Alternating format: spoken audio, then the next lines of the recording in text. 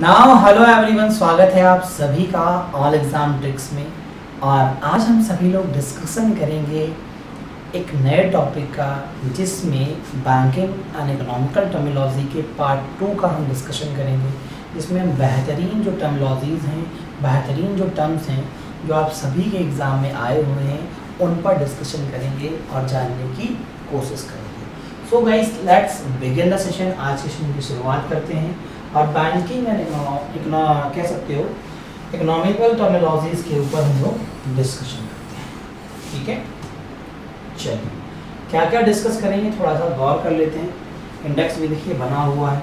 यहाँ पर हम डिस्कशन करेंगे NEFT का, यहाँ पर हम डिस्कशन करेंगे RTGS का, यहाँ डिस्कशन होगा CBS का, यहाँ डिस्कशन होगा MICR का, यहाँ हम टाइप्स ऑफ बैंकिंग का भी डिस्कशन करेंगे, जिसमें Islamic banking, relationship, universal, virtual, narrow, इन सभी टाइप की बैंकिंग्स का डिस्कशन करेंगे। ठीक है, तो पहला जो हम लोगों का पॉइंट है वो है आप सभी का, क्या है भाई? MICR। मैं आप सभी को एक और बात बता दूं, MICR से 2019 IBPS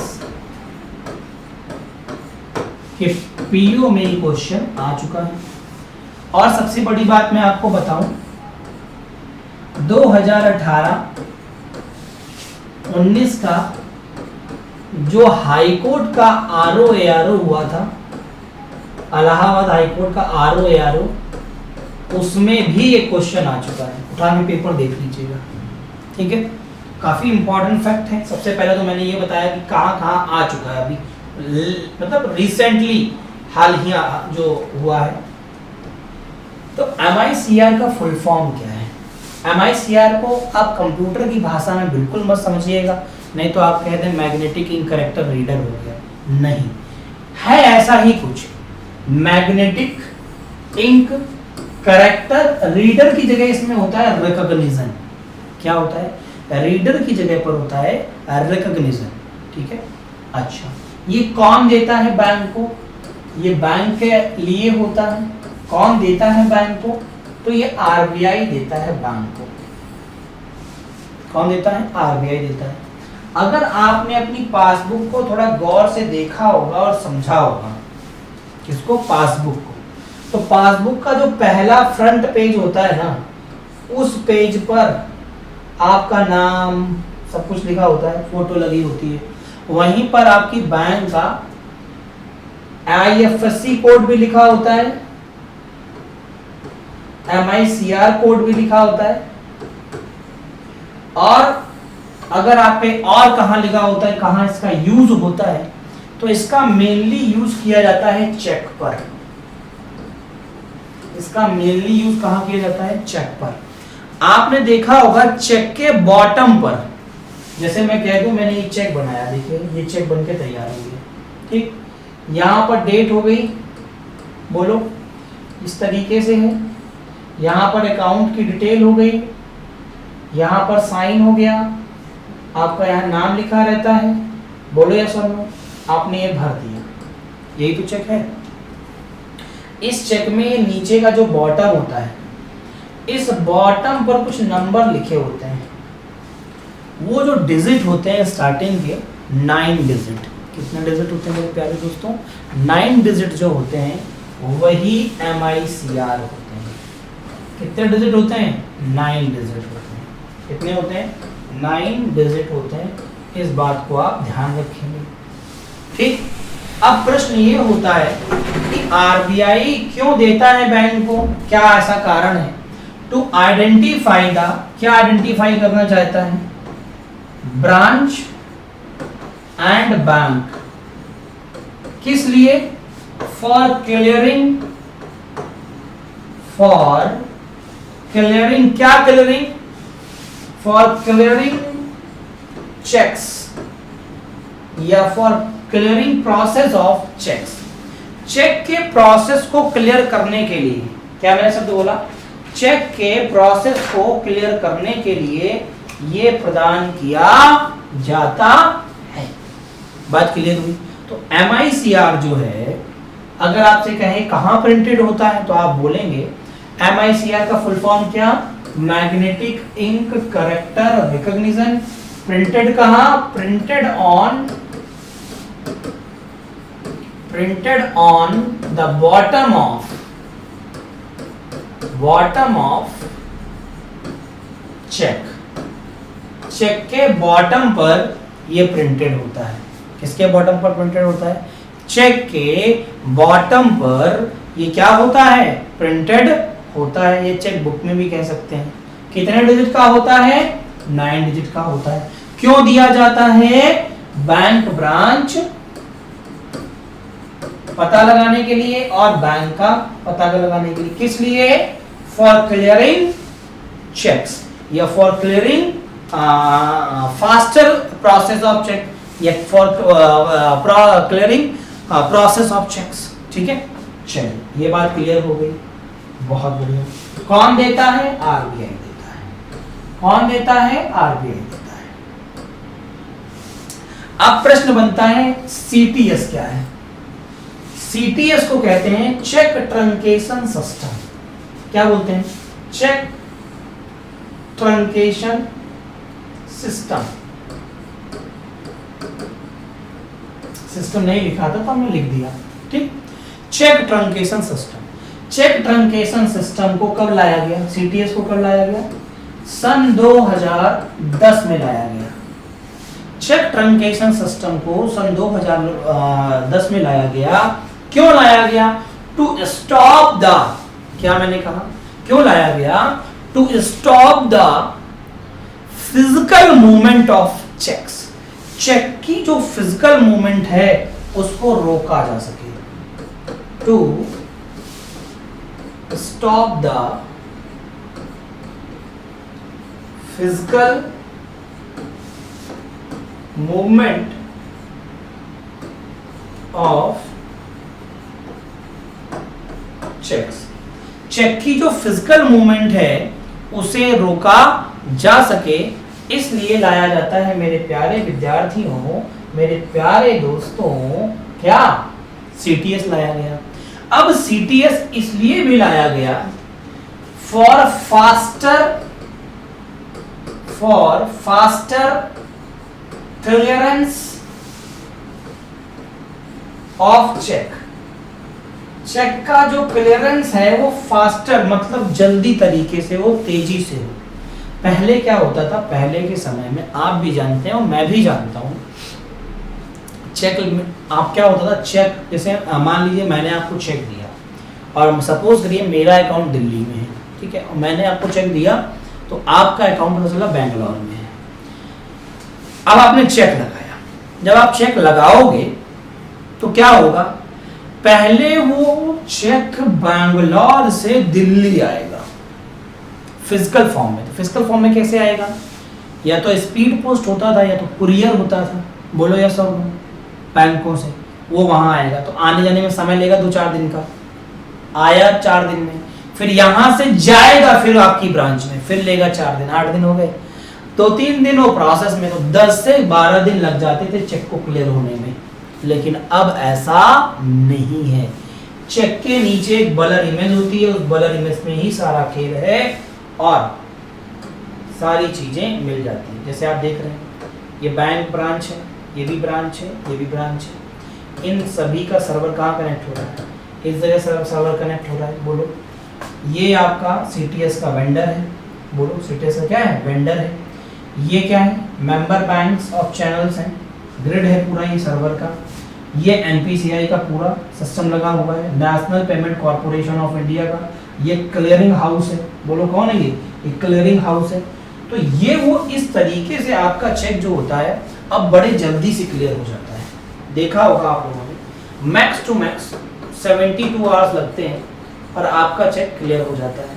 लेकिन पहले ये सुविधा नहीं थी, ये बात आप भी बहुत अच्छे से जानते हैं और ये बात मैं भी बहुत अच्छे से जानता हूँ कि पहले इस तरीके की कोई भी सुविधाएं नहीं थी कि बहुत आसान तरीके से या बहुत जल्दी तरीके से आपको क्या मिल जाए, जल्दी से बोलिए, आपको क्या मिल जाए, चेक क्लियर हो जाए आपका।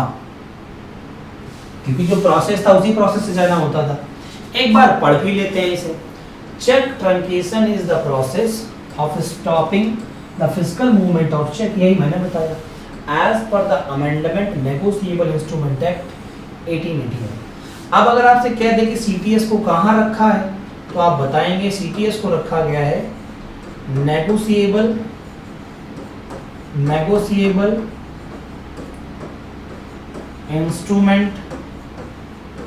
इंस्ट्रूमेंट्स एक्ट 1881 में। कहाँ रखा गया? नेगोशिएबल इंस्ट्रूमेंट एक्ट 1881 में। In cheque truncation the movement of the physical instrument is stopped and replaced by electronic image and associated MICR line of the check। मैंने क्या बोला?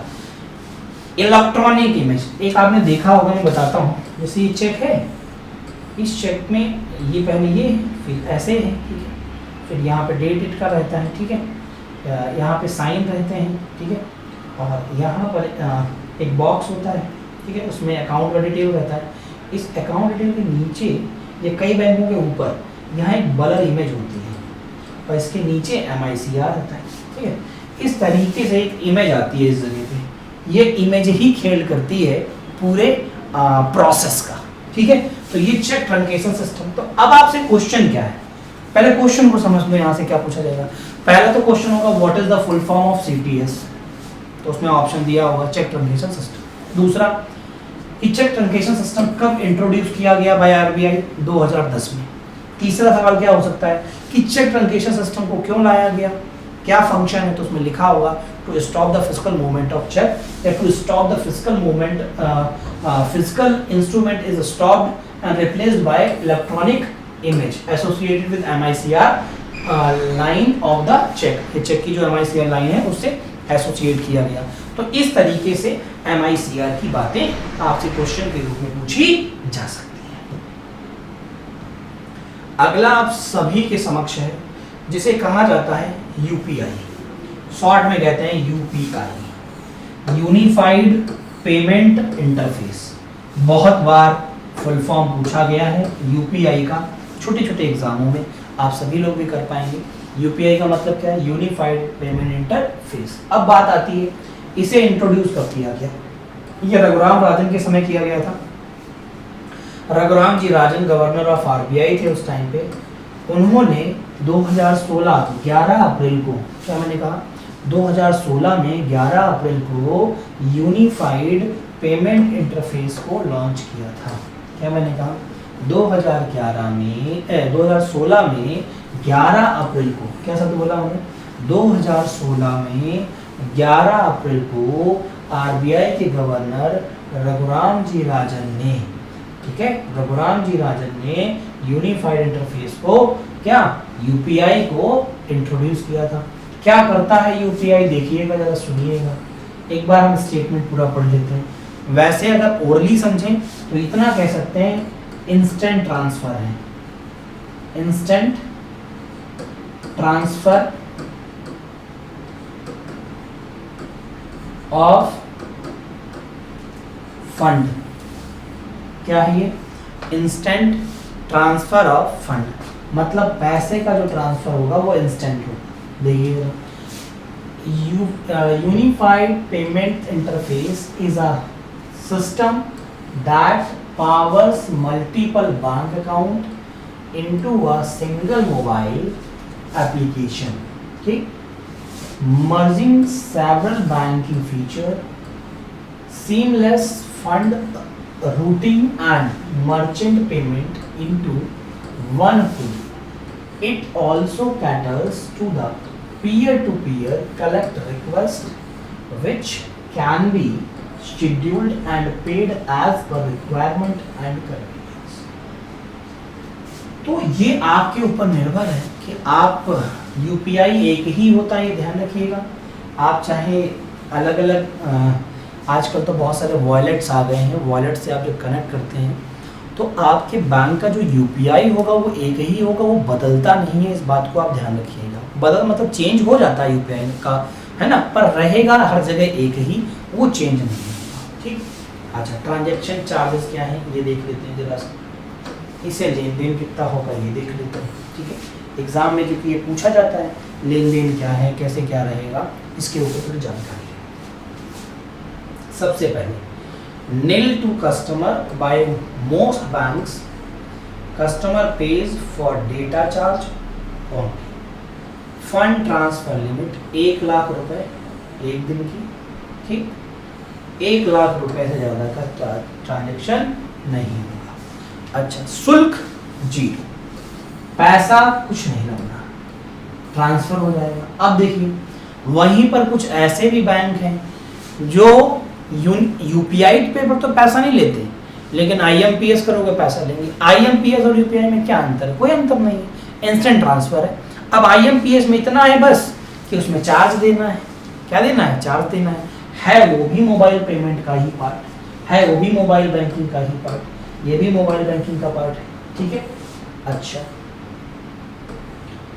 बस जो अगर कुछ बदलेगा आईएमपीएस और यूपीआई में तो क्या बदलेगा, आप ऐसे कह सकते हो चेंजेस जो होंगे वो क्या होंगे, तो लिमिट में चेंजेस होते हैं बस। यहाँ 1 लाख रुपए कर पाओगे, आईएमपीएस में 2 लाख रुपए तक कर पाओगे दिन में, बस दैट इज द थिंग। लो, नाम लिया, हाजिर है भाई साहब। आईएमपीएस इमीडिएट पेमेंट सर्विस, या आप कहिए इसे इमीडिएट मोबाइल पेमेंट सर्विस, ऐसे भी कह सकते हैं, दोनों ही नाम है, ठीक है। आईएमपीएस को हम लोग क्या बोलते हैं? Immediate payment service. ये कई स्थानों पर आप लिखा देखेंगे immediate mobile payment service, mobile payment service, ठीक है। अब देखिए, अगर हम बात करें इमीडिएट, जो इमीडिएट पेमेंट सर्विस है वो क्या है? इमीडिएट पेमेंट सर्विस का मतलब ये है तुरंत, ऑन स्पॉट, इंस्टेंट ट्रांसफर। क्या है? Instant transfer. सबसे पहली चीज क्या है इसकी? Instant transfer. मैंने आपसे एक बात बोली थी, इंस्टेंट ट्रांसफर, मैंने आपसे क्या बात बोली थी? It is also the part of mobile banking. बोली थी कि नहीं बोली थी? बोलो। कब लॉन्च किया गया था? 22 नवंबर सन 2000 को बाय श्यामला गोपीनाथ। श्यामला गोपीनाथ के द्वारा 22 नवंबर सन 2000 को, सन 2010 को, नॉट 2000, 2010 को IMPS was launched by Syamla Gopinath in 2010 on 22nd November। IMPS जो है वो 24/7, ये बात तो कॉमन सी है आज के समय में, 24/7 365 सारे हैं।